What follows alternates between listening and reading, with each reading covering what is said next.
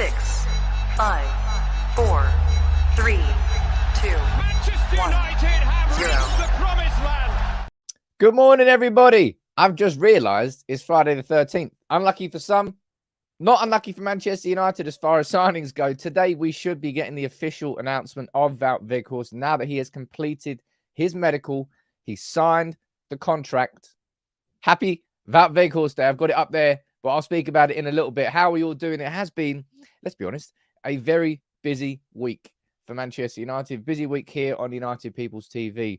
We've got the Everton game slapped in, and then we've got City coming up tomorrow. I'm going to be previewing that game in full. I already put out my starting 11 video. We can debate it this morning as a community. We'll speak about Wout Weghorst. We'll speak about Anthony Elanga and Everton. We'll speak about the demolition of Old Trafford. An important article that came out yesterday from James Ducker in the Telegraph suggesting that Manchester United, even with new owners, will struggle to make signings in the summer transfer window. I'll run through that. What else we got? Team news. We've got training photos. We've got conversations about Martinez, Rashford, Casemiro. There's so much going on this morning. So I'm glad you're all here to join in. Who's down here in the comments? Oh, look at that. I'm keeping up the Dutch vibe today. This is my design. I love this one. Woohoo. 3 little birds above the statue, the Trinity statue, with the Dutch flag in the background. Morning to everyone in the comments. Dominic, I can see you down there.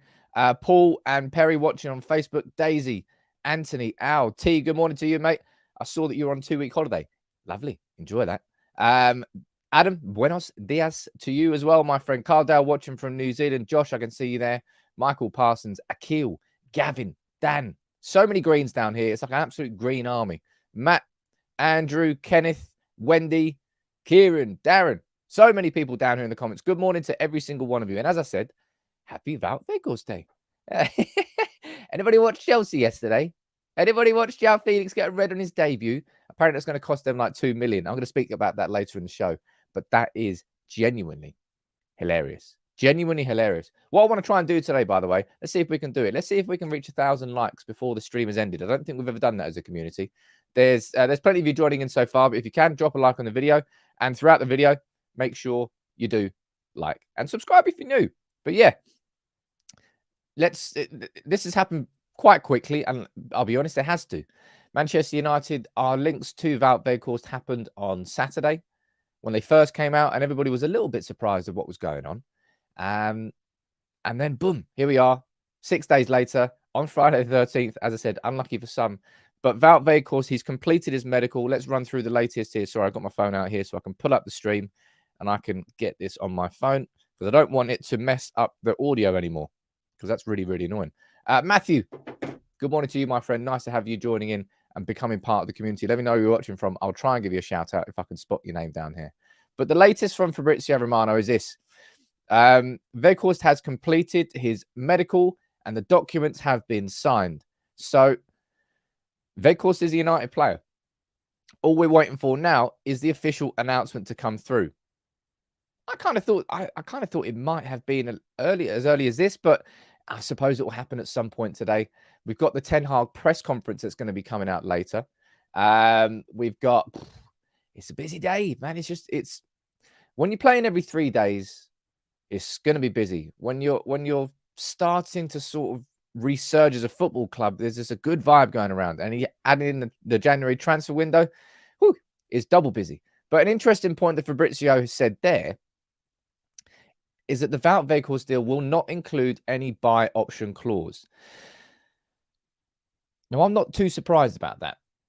And you'll remember that I've said a couple of times here that I think if Wout Weghorst has a really impressive loan spell between now and the end of the season, we had a debate as a community yesterday, and the majority of you agreed that he's going to score somewhere between, was it 4 and 9 goals? I think that's what you all agreed on. And then some of you thought he'd get between 10 and 14 as well. But I still feel that if Wout Weghorst impresses in this short loan spell that he has, Man United will go out and buy him. We might not have the option to buy him because Besiktas had that option. So when they loaned him from Burnley, they had an option to buy him for 10 million euros. United don't have that option. Now, we've paid 3 million to Besiktas. Presumably, we paid some money to Burnley too. So let's just presume, and this is a presumption, somewhere in the region of 5 million euros we paid, plus his wages. I think United will go out and buy him if he has a very good loan spell. And this isn't to say that, and I've said this and I want to reiterate, go full screen here when I say this. This isn't me saying, oh, let's go and sign Weghorst and not sign a striker. No, it's both. It's a way of like Bobby, I agree with you down here, and you're saying that he's a stopgap. Yes, he is a stopgap. But if he impresses enough, I think he could become a squad player for Manchester United, an option player, adding into the striker options that Ten Hag has, and then you sign a striker on top of that. But yeah, we should be getting an official announcement today of him. And I'll be completely honest, and I've said this a million times, and I will stand by it. I'm looking forward to seeing him in a United shirt. I'm looking forward to seeing United have a different striker option up front than Martial, who, for all his good movement and some good work he's doing off the ball, he's not scoring goals. And ultimately, it's the main thing your striker's got to do. Rashford's scoring plenty. And the good thing is that United have got right now, you've got Luke Shaw scoring, you've got Casemiro scoring, you've got other goals from elsewhere too. That's helping the load. But Wout Weghorst, if he can come in and do well, I'm really looking forward to seeing what he can do in the United shirt. And I've said it in quite a few videos now.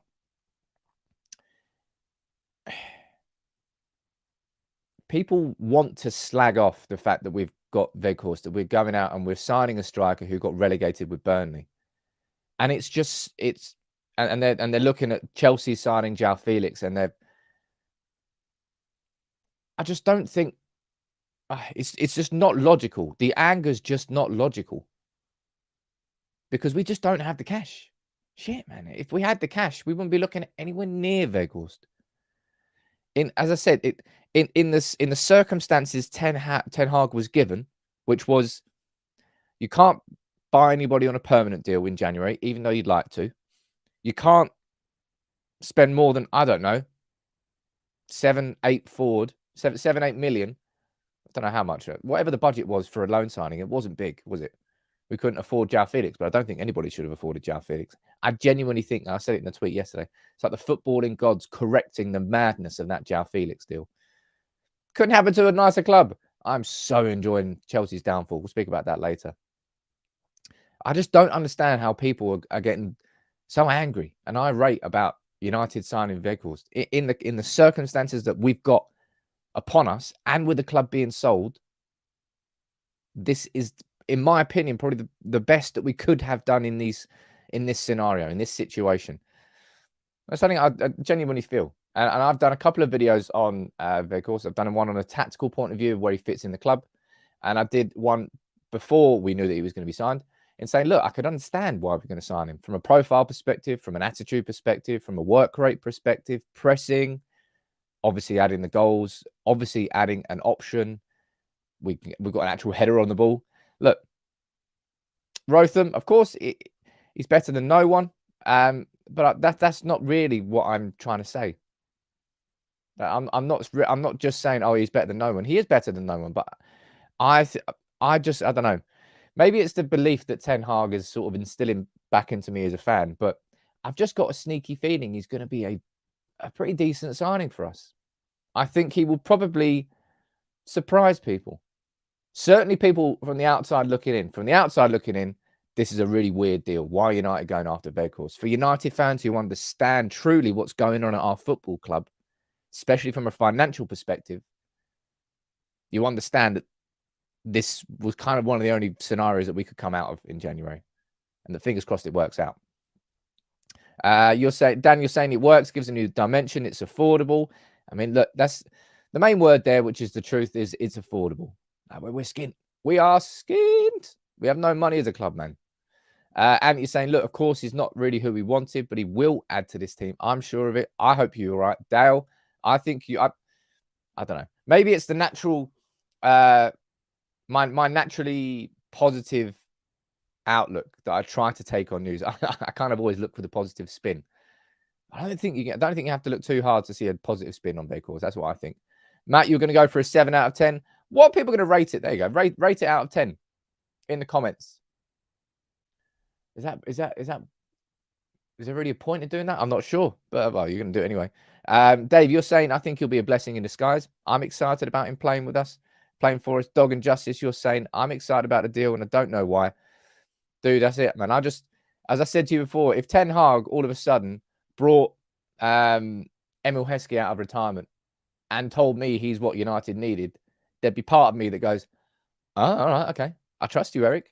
Let's see how it goes. Whereas in reality, be like, no chance at all. Harry, you're going to give it a 7. Dan, you're going for a 7, 6.5. 7 is fair. Oh, we're going for an 8. 7. I think there's quite a few of you going down for an 8 there. I think the majority of you are down here, and I'm probably going to agree with. I'm going to give it a 7. I'm going to give it a nice average 7. And if he can put in 7 out of 10s every time he plays, he'll make a difference to United. He'll score a few headers. He will bring that pressing game. I'm looking forward to it, man. I'm looking forward to it. G-Back, you're saying fans like these made Woodward's reign of playing FIFA with the club's money feasible. Mindless spend on has-been megastars is not what we need. I'm definitely not going to call João Felix a has-been megastar because that's very unfair. I think he's a very good footballer. But would he have changed the course of our season? We had debates about that, quite a few debates. And I don't particularly think he would. Darren, you're down there. Just imagine. Eh? Remember Anthony Martial's, I think his debut was against Liverpool, or was it just his Liverpool debut? I think it was his actual debut. Come off the bench and scored that goal. Woo, that was a moment. Weghorst, over to you, my friend. Over to you, my friend. But yeah, because he's completed his medical. The tests and the documents are all signed. We are just here refreshing Man United's Twitter feed, refreshing the website, waiting for the official announcement. Because he should now be in the squad to face City on Saturday.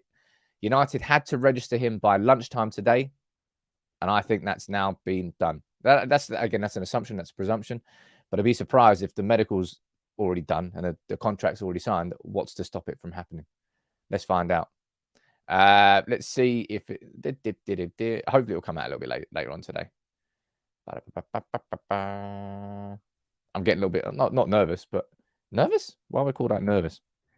Keeping an eye on Twitter because it could happen whilst we're live on screen. Oh, what's that? Oh, shit. Okay, right.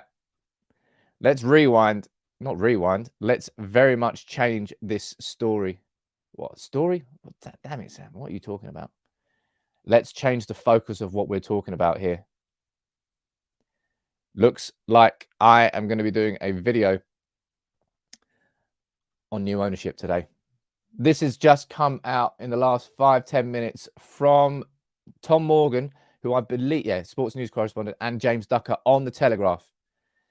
Manchester United takeover offers are imminent from the Middle East, Asia, and USA.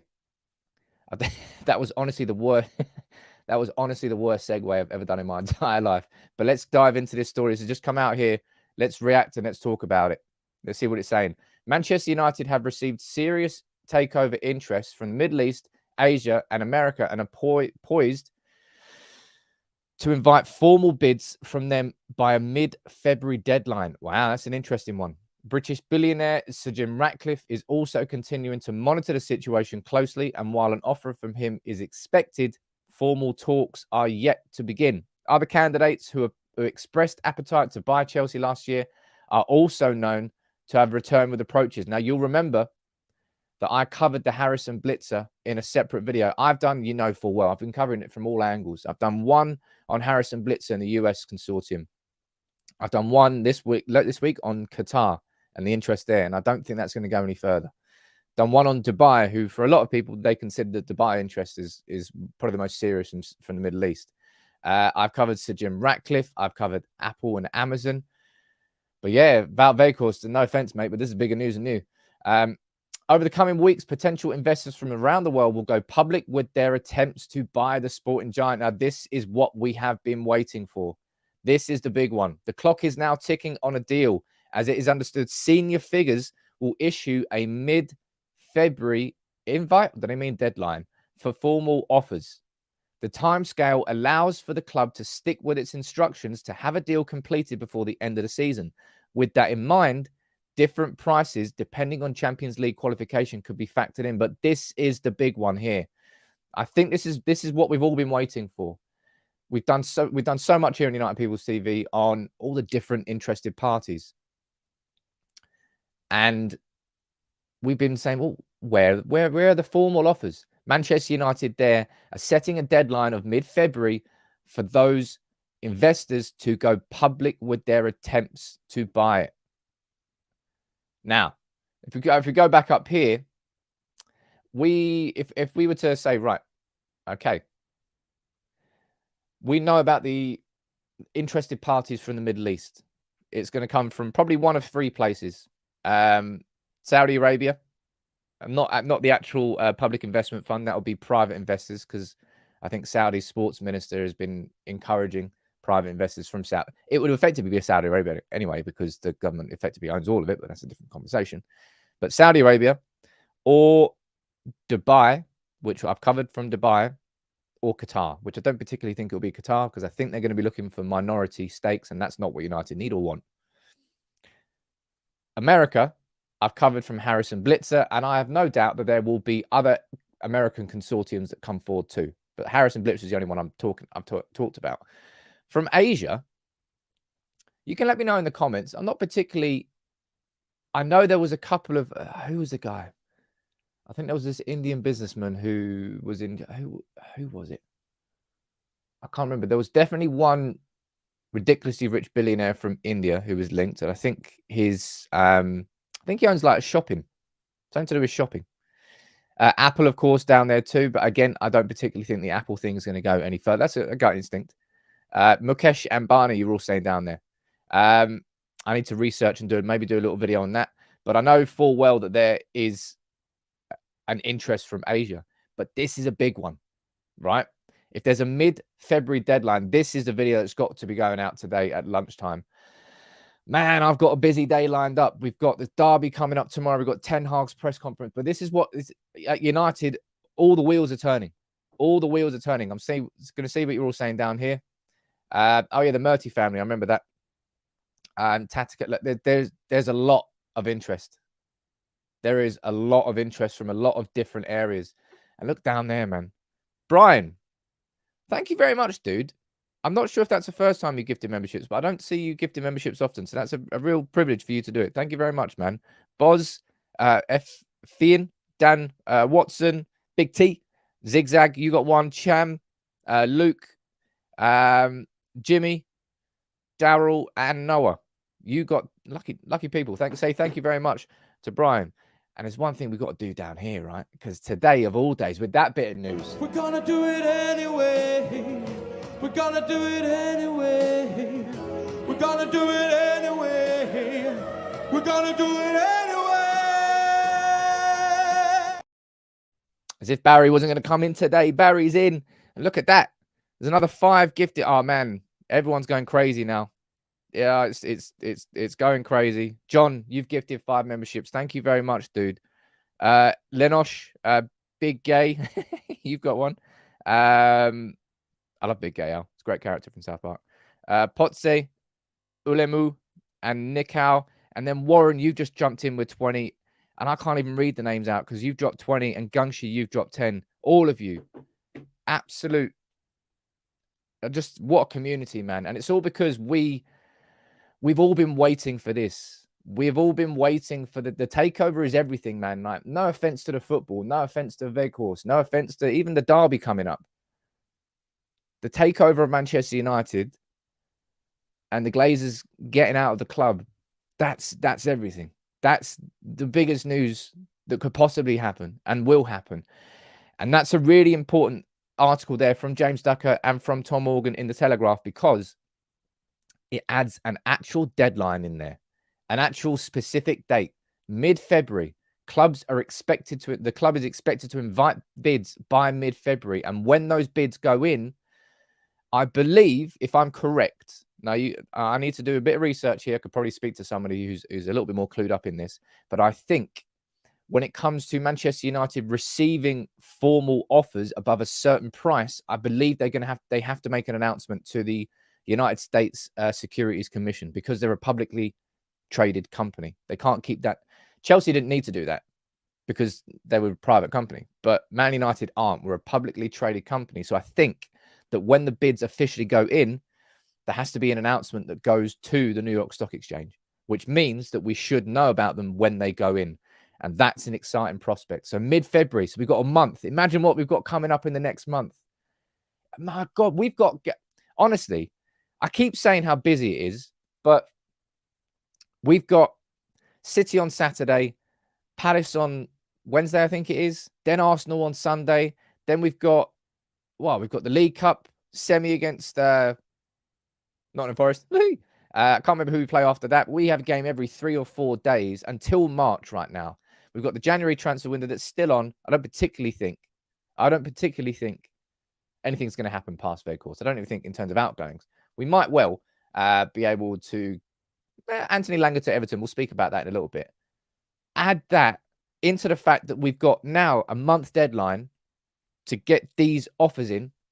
Fuck. It's just a very, very, very, very exciting time to be a United fan, man. Because we've been in the shadows, we've been in the swamps, we've been in the mud for so long. Ten Hag's helping change that on the pitch, but off the pitch, which is so crucial to whatever this next chapter is coming forward. It's going to be because we've got new owners, just as much as it's because of Eric Ten Hag. Jibak, he's saying, Sam, have you considered that different bidders had different motives for owning the club, and not everyone? Of course, that everyone's going to have different. Well, not everyone's going to have different motives, but there are going to be certain parties with different motives. But all those motives will effectively have to invest, because Manchester United, as it stands, the only reason the Glazers are selling is they can't use it as a cash cow anymore. It's reached a point where it won't make money unless money is invested.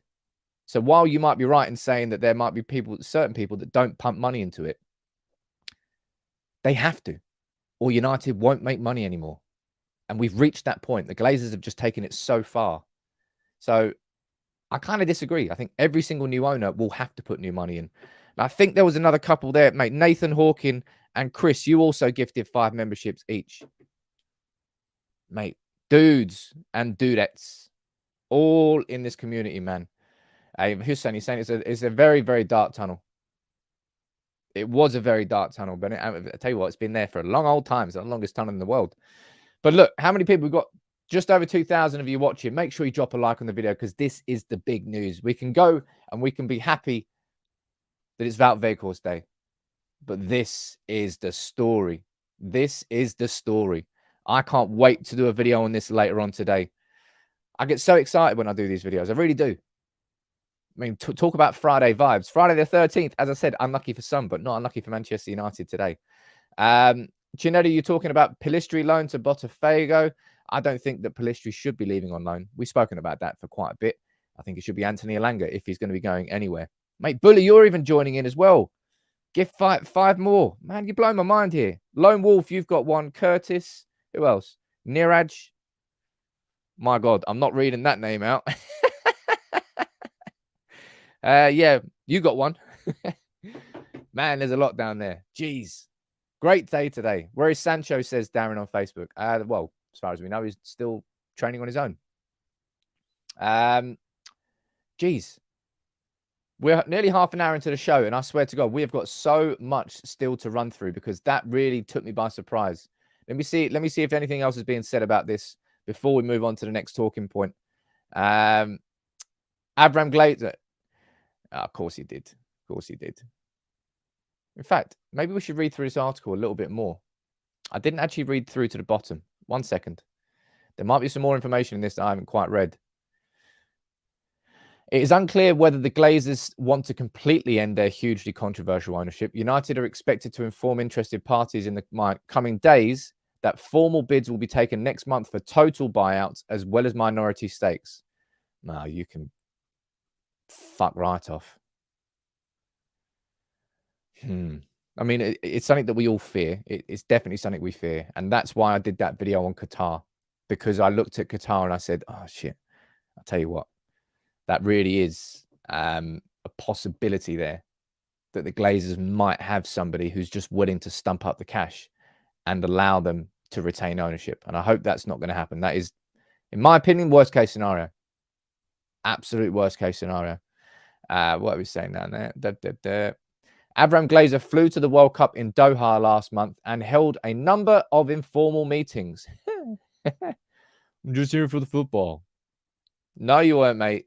No one believed that bullshit. No one believes a word that comes out of your mouth anyway. New York-based investment bank, the Rain Group, which declined to comment, remains the first port of call for interested parties. Now, an interesting point on that. I was going to speak about this later in the show. Where is it? That's not it there. Where's the news? It's over here. This. I'm sure you've seen the news in this week about WWE. Vince McMahon selling it to Saudi Arabia, or looking to sell it to Saudi Arabia. And look who's taken charge of exploring the option of the sale of WWE. It's the Rain Group. It's the same company that is the same investment firm that Manchester United have employed to explore the sale of United. And just imagine this, right? At this particular moment in time, United are for sale through the Rain Group. WWE, which is fucking huge. I honestly didn't realize how big the WWE was. I used to watch it all the time back in the 90s. And you know how you sound like an old bloke saying, "Oh, it was better back in my day," but it really was. Like that was the golden era. It was The Rock and Stone Cold, Undertaker, just the whole shebang. At that point, it was the pinnacle. But it's bigger than it ever was now. They're being sold through the Rain Group, and Liverpool at the same time is up for sale. That's three of the biggest sports brands and franchises in the world, all up for sale at the same time. It's madness, but it goes to show as well that there's something going on in the wider markets, the wider financial markets, for the fact that they're all up for sale at the same time. It's representative of a pattern that's happening behind the scenes. But yeah, I found that curious. I did find that quite curious. Let's see what we're saying down here. Right. He's talking about Jim Ratcliffe again. At United, a price between 6 and 8 billion has been touted. They're never going to get that. Insiders remain tight-lipped about the Glazers' ballpark price. Ratcliffe is known to be wary about overpaying. I don't know whether he's going to come in, not with the sort of bid that he needs to. What else are they saying down here? No, nothing else. But wow, this deserves a video for sure. So everybody, this is going to be the lunchtime video today. But then we've got the Wout Weghorst announcement. I don't know what to do. How do you cover it all? I don't know. I have to figure it all out. But it absolutely all deserves covering. Helen, lovely to see you there joining as a member. Let me know where you're watching from. Geez. Wow. It's just crazy times at this moment. Now, James Ducky yesterday released an article, which I felt kind of was worth a video in itself, with the suggestion that Manchester United, and it is worth a video in itself. And I've just got to figure out where these are going to go out. Suggesting that because of Manchester United's financial situation, regardless of what owners buy us, that the summer transfer market is not going to be what United fans want it to be. And I've spoken about, well, you know full well, I've covered the finances in as much detail as I possibly can on this channel. And the big problem for United is FFP is now not called FFP. I can't remember what the name of it is, but they renamed it to something else. Now, in the last 2 years alone, Manchester United have recorded losses of £200 million. 200 million we've lost as a company. Now, FFP is measured across the course of 3 years. And you can only have like a cumulative loss over that period. I think it's currently your wages can only be a certain percent. I can't figure it all out, and I can't say it off the top of my head here. I have to get it all down in detail. But I understand what James Ducker's doing. He's kind of making slight assumptions in there to the point. And FFP, for a lot of you in the comments down there, Helgen, I can see you there, and you're not the only person who will say this. It is like City, they broke FFP, and then what happened? They just got fined. PSG, they broke FFP rules. What happened? Wow, they just got fined. City, all you need to do is just get massive sponsorship deals from companies who are co-owned by your owners. Easy workaround. There's loopholes. There's always loopholes. And there's no doubt there's loopholes here. But United's losses are definitely a big issue. And let's not pretend that they're not. Jonathan, you're saying, respect, mate. What you're going to put in the video is with respect, mate. Yeah, well, I want to cover it, and I want to do a full roundup of all the interested parties, or all the parties that we feel could be part of that, I suppose, a bidding war, right? It's effectively an auction that's going to be going up. But look, I'll decide which video I'm going to do, because I can cover it all, but it's going to be crazy. That's what I mean. A game every 3 days doesn't really give you too much time and opportunity to have these sorts of conversations. Brian, you're sending a super chat there saying it's your birthday. Watching from Nairobi. Happy birthday to you, my friend Brian. Whew. But back to the transfer market, right? Obviously, today is Wout Weghorst Day, and we're waiting for United to get the official announcement. That should be going out, I imagine, around about midday. That's going to be my guess, given that United haven't done it early. Sometimes they do it early in the morning, but sometimes they don't. I'm guessing it's going to be midday. And Ten Hag's press conference is going to come out around about, was it like 2, 3 normally? I don't know. I don't know what time his press conferences are. But focusing back on the transfer market, Dominic King from the Daily Mail here suggesting, not for the first time, that Manchester United, well, not Manchester United, but Everton are looking at a deal to sign Anthony Elanga from Manchester United. Now, when this story originally came out, the second part of that story was that Man United were not willing to let Elanga go until we signed a new forward. Now, we signed a striker now and not a forward, so we haven't signed somebody who can really play on the wings. That doesn't really change it. But Facundo Pellistri's finally his breakthrough debut, an impressive debut against Charlton, came on for 10 minutes, got an assist, cracking little cameo. It goes to show that he definitely has more of the technical quality that Ten Hag wants. And Anthony Elanga, for me, I've run through this. Like Anthony Elanga, if we look at your squad now, he's third choice for the right wing behind Anthony and Pellistri. He's third choice as a centre forward, and he's not a centre forward anyway, but he's behind Martial and Weghorst. And he's third choice, if not fourth choice, on the left wing with Rashford, Sancho, Garnacho, and then him. Send him out on loan, man. Otherwise, Anthony Elanga will just sit on that bench between now and the end of the season unless there's some injuries, and then he'll get a game or two. It's not going to serve him very well. And he's stagnated massively. He really, really has. I'm very fat. You're asking why you were placed on a timeout saying no one will part by. Look, mods, that's up to the mods down there. I'm sure the mods moderate as good as they can. It's tough. It is tough because there's so many comments coming in. There's so much conversation coming in. But look, I'm sure there'll be a reason for it, and I'm sure you can all discuss it to yourselves. Ro, you're saying, look, Elanga would do well somewhere else. Hey, Elanga's like, there's so many United players who they're just because they didn't make it at United doesn't mean they could. Look, Andres Pereira is the perfect example. I was going to mention this later in the show, but let's mention it now. Andres Pereira getting man of the match there against Chelsea last night. A great cross, great assist, and he's been banging them in. I think he's got more assists this season than he did ever for Manchester United in the Premier League. He's been fantastic, and fair play to him, man. And I'm happy for him. I'm happy for Andres Pereira that he's managed to find that pre-season form and turn it into a full season with Fulham.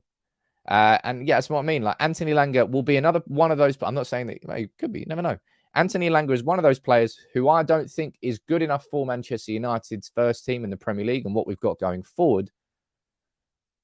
But I think Anthony Elanga can go somewhere else and do quite well. And I think Everton would be a decent enough club for him.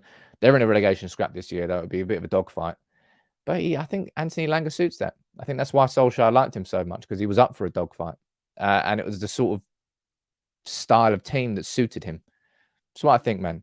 So I'm not dismissing Anthony Elanga as a footballer, but I kind of am dismissing him as a footballer for Manchester United. Now, there's something I do really want to say quickly here before we move on. I want to say a big shout out to BetVictor for supporting United People's TV as they have been over over this whole season, really. The latest episode of Last Fan Standing has been released. Let's quickly watch a snippet about it, have a conversation about Arsenal and Spurs, and then we're moving on to the City preview. So you don't want to miss that. But have a listen to this about Spurs, about the injury to and Spurs and Arsenal, obviously on Sunday, and the injury to Gabriel Jesus. Arsenal, weirdly, are kind of haven't had an awful World Cup. They played nearly half as many as few minutes as the City players. Probably picked up the worst injury out of everyone. What, Gabriel Jesus? Yeah. What do you think in terms of the importance of the team and what he means to them? Because whilst I think, yes, he didn't score all their goals, he still had a healthy amount of goals. He didn't score all their goals. He was a lot more to the team than just his goals. I would agree with Ad there that Gabriel Jesus' injury has been bad for them. But look, Nketiah's come in and done pretty well. And it's Arsenal. Isn't it amazing? It doesn't matter how good Arsenal were doing. We're still beating them at Old Trafford. We're the only team to have beaten Arsenal this year. They're playing Spurs this weekend. Imagine, the best case scenario this weekend, we beat City and Spurs beat Arsenal. Imagine that. I've dropped a link to the full video there. So if you can go over there, just drop a link. There's a comment I've left on there. Just drop a like on that comment. It goes to show that you as a community are engaging with it. And it will help me and it'll impress them. But look, let's move on to the big talking point of today. Right, it's not the big talking point of today. It's there. It's the fact that Man United are hoping to get official bids in by mid-Feb. But we have got here the derby on Saturday. And I've done my preview yesterday. And we'll preview it here today as a community. And I'll engage with as many of your comments as I possibly can. Please drop a like on the video and subscribe. If you're new, I'm sure there are, what have we got? Just over 2,000 of you watching right now. And I know all of you won't be subscribed. Please hit that subscribe button. Join the community. It's great. It really is. Like Warren there gifting 20 memberships. Gungshi, Nathan, Brian, Bully, Chris, so many of you gifting memberships today. Absolute dons. Greatest community in the world. It really, really is. But look, City on Saturday. It's the big one. And you know, the first thing I want to say about this is look how different the conversation is going into this derby compared to last time. This is from Melissa Reddy from Sky Sports. Ten Hag's Man United transformation since that derby morning. We go over here to the Independent from Richard Jolly. Erik Ten Hag has started to shift the balance of power ahead of the Manchester derby. And that's exactly what he's done. And that's exactly what we all feel as well. We're all starting to sort of believe. We're all starting to actually feel that United can compete in this game. And that's exactly what I feel. I don't know whether United are going to come out on top. I'll run through my prediction, which came out yesterday, which I had in the video yesterday. But as Ten Hag said here, because I think we can compete with every team. Obviously, when City are at their best, it's a hard opponent for everyone. But we have to play at our best. Then we have a chance. And if we don't, like at City, we don't have a chance. And that game away at City, the first half was just a reminder of where we were last year, I suppose. That's what that was. I've still got PTSD about watching United last year. It was absolutely garbage. This year, it's been a bit different. And that's why we're heading into this game. We're seeing these training photos. We're seeing Martinez there with Eriksen, with Anthony, Fred over there, McTominay. And we're excited about what we're going to be seeing. Let's see some other photos here. Oh, Varane. Varane and Martinez, man. I can't wait for them to be playing back together. I'm really looking forward to that. There's Bruno. I imagine he'll be in the starting 11. I think Fred will be in there too. Brandon Williams there with Marcus Rashford. Tom Heaton. Is that Jack Butland? Lindelof. Where's Casemiro? Where's Casemiro? Show me photo of Casemiro. Oh, Martinez. Oh, there's Kobe Mainoo. Where's Casemiro? Oh, no photo of Casemiro. Unbelievable, Jeff. Unbelievable. But I'm just excited about what we've got coming up, right? And for me, there's three key players, who I feel are absolutely crucial for Manchester United tomorrow. Number one is Lisandro Martinez. Now, he said this ahead of the game. He said, I really can't put into words what it feels like to be a world champion, but it's crazy. I'm enjoying every second, so I'm really happy. Now, I'm back here at my club, and I am giving everything. And look, before the World Cup, I probably would have, without hesitation, said that Lisandro Martinez was our player of the season so far. I don't think I would have hesitated for a split second by saying that. I'd hesitate now because of how good Casemiro has been. This was a nice little article that came out from the Telegraph. That's what I mean. It was a busy show. I've still got so many talking points as well. It was a cracking little article from, it was from James Ducker. And there was one particular part of it. Let me go through here. And just put a smile on your face. This bit down here. That interest did not waver in Casemiro, even as the weeks passed and the player waited patiently in the background while the club maintained their interest in De Jong. But the Brentford defeat was so bad that there were concerns in some quarters it might be enough to convince Casemiro to back away. They need not have worried. Casemiro, it turned out, was watching from home in Madrid and began sending messages to his agent saying, "Tell them I will fix this." And I'll tell you what, I knew, oh my, geez, yeah, anybody who's been a subscriber to United People's TV for long enough will know how much energy I gave into being angry at the fact that we hadn't signed a defensive midfielder. It's just not possible, and you need one. You need like your security guard, whatever analogy you want to use to describe him, you needed one, and we didn't have one. And Casemiro, we've gone from not having one to, on my life, is there a better one in world football? I mean, there might be. I'm sure there's conversations and arguments to be had. But we've gone from nothing to 100. Casemiro is more than I could ever have expected. And in this game tomorrow, for me, he is the key. He is the key to everything. And for the first time in so many years, I'm going into a derby feeling that our midfield could not only compete with City, but I think our midfield might even better City's. There is a chance in that game tomorrow that Casemiro, Eriksen, and Bruno, and those three will start, but I think, well, I'll show you my starting 11 in a second. There's a chance that our midfield really could beat theirs. Rodri, you could definitely have a conversation about whether Rodri is better than Casemiro. Both of them are on that level. They're in that top tier, that elite defensive midfielder tier. And we've needed it so much. And the difference you're seeing in a team now, it's not too much of a surprise that signing a defensive midfielder makes you better as a collective team. But at the same time, it is a surprise just how good he is. Just how good he is. And as I said, for years, we bloody argued. For years and years, we argued about a defensive midfielder. Now, another player who's going to be absolutely crucial tomorrow, and congratulations to him. Marcus Rashford has been named Manchester United's Player of the Month for December. There he is with his trophy. So hopefully he's holding trophies at the end of the season. Hopefully holding a trophy in mid-March. Gungchi, you're down there gifting 5 memberships again. You're saying it's for Casemiro, mate. You are the defensive midfielder of this community, I swear to God. What an absolute don. Thank you very much. But Marcus Rashford, and this is what I said about Marcus Rashford. I said, look, people have been talking about how Marcus Rashford is back, right? Marcus Rashford isn't back. This is genuinely a new, improved and better Marcus Rashford. This is the best Marcus Rashford that we have seen, isn't it? He's not been this good. Eight consecutive games at Old Trafford he has scored. 7 goals, I think, in 6 games since returning from the World Cup with 2-3 assists. He's been unbelievable. Sam, you're completely right down there, switching the conversation back to Casemiro, saying, look, class is permanent. And yeah, we've absolutely seen it with him. Absolutely seen it with him. And what we're seeing with Marcus Rashford now is just a level up. And going into this derby, as I said, I remember Rashford's couple of goals that he scored away at City. He likes scoring in big games.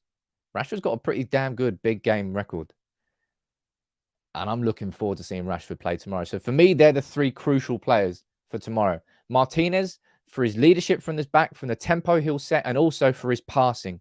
We need his passing. He's so good with those balls that fizz along the floor and break the lines. He brings us forward so well. And you're going to need that against City and their press. Marcus Rashford is going to be the guy going forward. There are suggestions and murmurs that Anthony Martial's not been training this week. I'm not going to feed into that sort of, I wouldn't say conspiracy, but feed into that rumor. Let's hear from what Ten Hag has to say at the press conference. He'll let us know about Martial.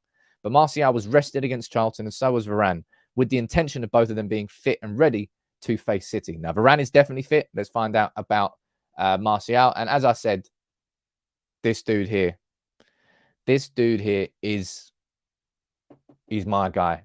I'm not pinning my hopes of the derby on Casemiro, but I think if United win, he's our man of the match. I'd be very surprised if he wasn't. That's how good he's been, and that's how consistent he's been. Now let's have a quick look at my predicted 11, and we can run through this as a community. So I went with the back five of De Gea with Varane and Martinez, Shaw and Dalot. Now we don't know whether Dalot is going to be fit or not. If he's not fit, we know that Wan-Bissaka is going to come in. If he is fit, Dalot is going to be playing there. I've gone for a midfield three here. Now this is the only, suppose, controversial. I would say controversial. You might disagree with it. I think it's going to be Casemiro with Eriksen in front of him and Fred playing in that number 10 role with Bruno out on the right wing, Martial up front and Rashford on the left. Now, of course, the only talking point really in this starting 11, I don't think anybody's going to disagree with any other position apart from Fred being there and Bruno being there. Reason I'm doing that is because I'm using the Spurs game as the blueprint for how we if we're going to beat City tomorrow, that Spurs game is the blueprint of what we need to repeat. And therefore, Fred should be starting because Fred was, I think, man of the match in that game. I know he got the first goal, but he was so aggressive in that front press. And Fred, I'll be honest, in his last 3-4 cameo appearances, very, very good. Very, very good. That's the best of Fred. We all know that Fred in an actual number 10 role doesn't particularly have that much. I don't know. He doesn't seem to be that good. But if you're playing on, and I suppose it all comes down to tactics. If Manchester United and Ten Hag don't want to play really aggressive with the front press, then it won't be Fred there. It's quite simple. Fred will drop to the... If Ten Hag decides that he doesn't want to go like we did against Spurs, and maybe he won't because it's City. Maybe he'll kind of respect City a little bit more, and he'll take a little bit of I wouldn't call it negative in any way, shape, or form, but a little bit more of a pragmatic approach. Would probably do that. And that is your typical, that is your expecting, expected. I suppose that's your most expected 11. And that could absolutely be the case. And then you might see Fred come on in the second half. Or alternatively, again, it depends on what sort of game he's expecting. You might see Erik Ten Hag, oh, that's circling the wrong place. You might see Erik Ten Hag think, you know what? I'd rather lose a little bit of the creativity in the team to have more energy in midfield because nobody has more energy than Fred. Eriksen, as good as he is, of course, they're different players, different ages, times in their careers. You may well see that, a midfield three of Casemiro, Fred and Bruno, just to make sure that that midfield is absolutely relentless. Relentless and never giving City too much space. That's what I mean. There's different options that Ten Hag has. All of them, I can understand all of them. But it depends what type of game he's going for. And as I said, in my predicted 11, if Ten Hag is looking at City as the blueprint, and that's what he wants to repeat, then I think you might be seeing this as the team. It's my prediction. Probably going to be wrong, but you never know. I haven't been that far off. And a lot of you will probably say, Sam, don't play Bruno out on the right wing. That's not where he's going to play. But if Bruno plays there, expect Bruno to just, you know what Bruno's like. He never stands still. He won't just be stood out there like a right winger holding the wing. He will be absolutely relentless in his movement. He always is. Always is. Super chat from Andy. What are you saying, sir? Why aren't people touting Casemiro for captain? Dude, I think they are. I think Casemiro is absolutely being touted as a captain, a potential captain. It's just at this moment in time, it's what? Maguire's got the armband officially. When he's not on the pitch, it's Bruno. And when Bruno's not on the pitch, I think it's David De Gea. Is it De Gea? It might be, it might not be. At the end of the season, we're definitely looking at a new captain. And you're looking at, I mean, you've got options now. You've got Bruno. I could argue about Bruno being captain. Casemiro. I could argue about Casemiro. Martinez. Could argue about Martinez. Varane. You could argue about Varane. I think from a character perspective, this United team is just, It's come a long way, man. It's come a long way. Ricky, you're saying down there, Sam, I saw a video of 28K. Didn't know that. Hey, look, I know so many of you have despised TikTok, and trust me, I'm still trying to get my head around it. But I appreciate that younger United fans get a lot of their content through TikTok. So I'm trying to sort of appeal to younger fans at the same time. See if we can bring them over to the community. What's your prediction for the game? I'm going to do this as a poll quickly. I'm only going to do rather than asking for the score. I'm just going to ask you for your prediction of the result. Man United versus Man City. Man United win, draw, or Man City win. 3 options there, right? Which do you think it's going to be? Do you think United will come out on top? I don't know what to expect, man. I really, really don't know what to expect. My prediction, I'm sure you saw it in the video. My prediction was 1-1. I feel like 1-1 is a pretty... it's kind of like, I'll be honest, it's me backing out of it. It's me being a chicken. It's me kind of sitting on the fence. But I feel like it's that sort of game going into it. City, I don't really care what happens against Southampton. City will not play like that against us. But I would say that City aren't as indomitable as they have been for like the last couple of years. Sometimes you go into a derby and you're just looking at it, you're just going, oh, please don't humiliate us, please. And they do every single time. That is just not the case anymore. It's just not the case. Look at that.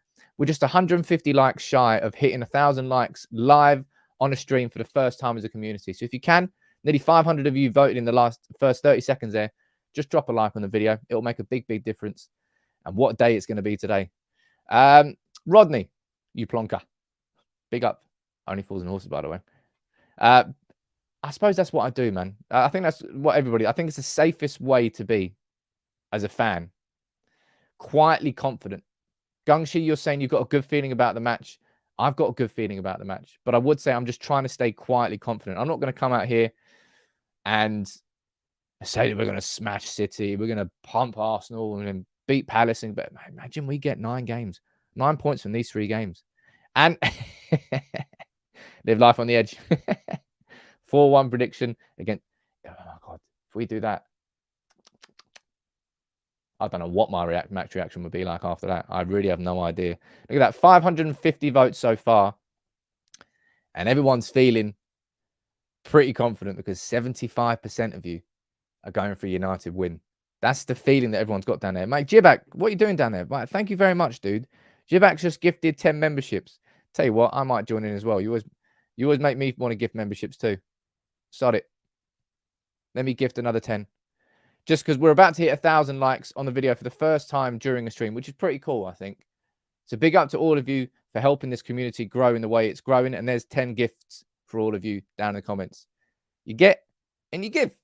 That's what you do in life, right? It's nice. Share the love. But that's 10 gifted memberships for me as well. Yep, there's a question down there about the protests, and I've got that on screen here. There is indeed a protest. There's actually 2 protests. There's one. There you go. Both protests are meeting at the top of St. Busby Way, I presume. Yep. So look, there's a protest going on. Look at it down here. Jeez, let me try and get the map up for you. So Gorse Hill Pub was where the last... sorry, you can't see it down there. Let me put it up on screen there. So the Gorse Hill Pub down there, that's where the first protest is happening. And the second one is happening from the toll gate. They're 2 different pubs, both going to be meeting at the top of St. Busby Way and then walking down. It's the first time that there's going to be 2 protests. And I've still been trying to find, if anybody in here in the comments knows, basically, is it official? God damn. Is it official?